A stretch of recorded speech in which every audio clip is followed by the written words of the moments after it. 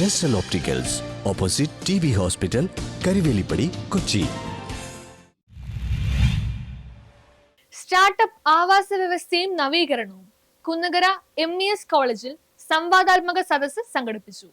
സ്വാതന്ത്ര്യ വിജ്ഞാന ജനാധിപത്യ സംഘം Kunnukara MES college of engineering and ടെക്നോളജിയിൽ സ്റ്റാർട്ടപ്പ് ആവാസ വ്യവസ്ഥയും നവീകരണവും എന്ന വിഷയത്തിൽ സംവാദാത്മക സദസ്സ് സംഘടിപ്പിച്ചു. ഇൻഡക്ഷൻ പ്രോഗ്രാം 2025 ഭാഗമായി നടന്ന സംവാദാത്മക സദസ്സിന് Faircode infotech chief finance officer Naveen ജോർജും നേതൃത്വം നൽകി. സ്വാതന്ത്ര്യ വിജ്ഞാന ജനാധിപത്യ സഖ്യം സംസ്ഥാന ജനറൽ കൗൺസിൽ അംഗം EM Naid, MES college of engineering and ടെക്നോളജിയിലെ അധ്യാപകരായ doctor Lakshmi R Nair, Sonali Greeshma, M Aishwarya, Jaseema എന്നിവർ സംസാരിച്ചു.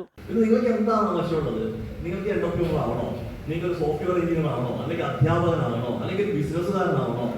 ഇപ്പോൾ ആസ്റ്ററിന്റെ MD ആയിട്ടുള്ള ഡോക്ടർ ആസാദ് മൂപ്പൻ ഡോക്ടറാണ്. പക്ഷെ അദ്ദേഹം ഇപ്പോൾ ഡോക്ടറൊന്നും പരിശോധിക്കല് ചെയ്യണം. അയാൾ മെഡിക്കൽ ഇൻഡസ്ട്രി നടത്തുകയാണ്. ഒരുപാട് ഹോസ്പിറ്റലിൽ നെറ്റ്വർക്കിംഗ് ആയി നടത്തുകയാണ്. നമുക്ക് ഏത് തരം പ്ലാറ്റ്ഫോം ആണെങ്കിലും അതിൽ ബാക്കെൻഡിലും സംഭവിക്കുന്നത് സോഫ്റ്റ്വെയർ ആണല്ലോ.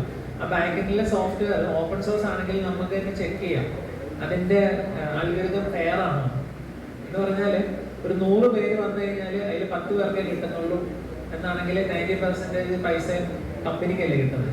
ബാക്കി ഒരു 10 പേർക്കല്ലേ ഇങ്ങോട്ട് പൈസ കിട്ടുള്ളൂ.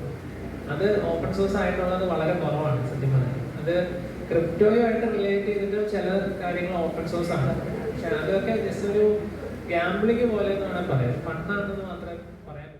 വിദ്യാർത്ഥികൾ തങ്ങളുടെ സംരംഭത്തിന്റെ ആശയങ്ങൾ പങ്കുവെക്കുകയും ആശയം ബിസിനസ് മോഡലാക്കാൻ എല്ലാവിധ പിന്തുണയും സ്വാതന്ത്ര്യ വിജ്ഞാന ജനാധിപത്യം സഖ്യം വാഗ്ദാനം ചെയ്തു. News bureau, Paravur.